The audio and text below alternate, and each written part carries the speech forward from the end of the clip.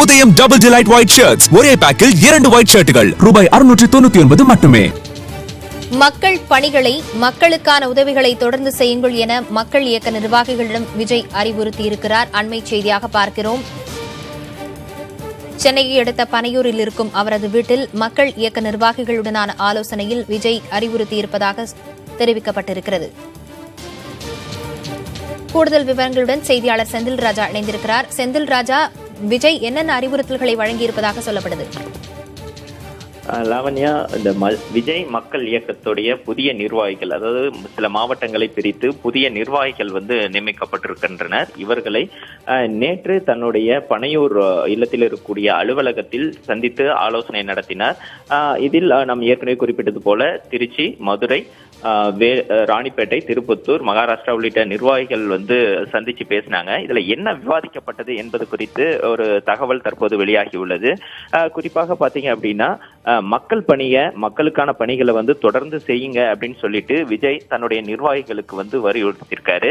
அது மட்டும் இல்லாம அந்த உதவிகளை செய்யும் பொழுது கடன் வாங்காம செய்ய வேண்டும், அதே சமயம் பெற்றோர்களை கவனித்துக் கொள்ள வேண்டும் என்பதை கூறியிருக்காரு. அதே மேலும் உதவிகள் மேலும் தேவைப்படும் பொழுது தேவையான நேரத்துல வழக்கம் போலவே நானும் உதவி செய்கிறேன் என்று அந்த நிர்வாகிகளுடைய ஆலோசனையில தெரிவிச்சிருக்கிறாரு. மேலும் இந்த விஜய் மக்கள் பணிகளை செய்யும் பொழுதோ அல்லது விஜய் மக்கள் இயக்கத்திற்கான பணிகளை செய்யும் பொழுதோ வேலைகள்ல தொழில கவனம் செலுத்தாம விட்டுவிட வேண்டாம், அதுலயும் கவனம் செலுத்தி கொண்டே தன்னுடைய இயக்கத்திற்கான வேலைகளை பணிகளை செய்யுங்க அப்படின்னு சொல்லியிருக்கிறதா சொல்லியிருக்காங்க. குறிப்பா இந்த கொரோனா காலகட்டத்துல விஜய் மக்கள் இயக்கம் என்னென்ன பணிகளை செய்தது, என்ன மாதிரியான உதவிகளை செய்து என்பது குறித்தெல்லாம் கேட்டறிஞ்சு அதுக்கு பாராட்டு தெரிவித்திருக்கார். அதே சமயம் இன்னும் என்னென்ன செய்யலாம், அந்த உறுப்பினர்கள் சேர்க்கை எப்படி இருக்கிறது என்பது குறித்தெல்லாம் இந்த நிர்வாகிகள் நடிகர் விஜயிடம் எடுத்து கூறியதாகவும் சொல்லப்படுகிறது. கிட்டத்தட்ட இந்த இது ஒரு போட்டோ ஷூட்டுக்கான அல்லது மேலோட்டமான ஒரு சந்திப்பு என்றாலும் கூட அங்கு விவாதிக்கப்பட்ட இந்த விஷயங்கள் மிக முக்கியமானதா ஒரு விஷயமா இருக்கிறது.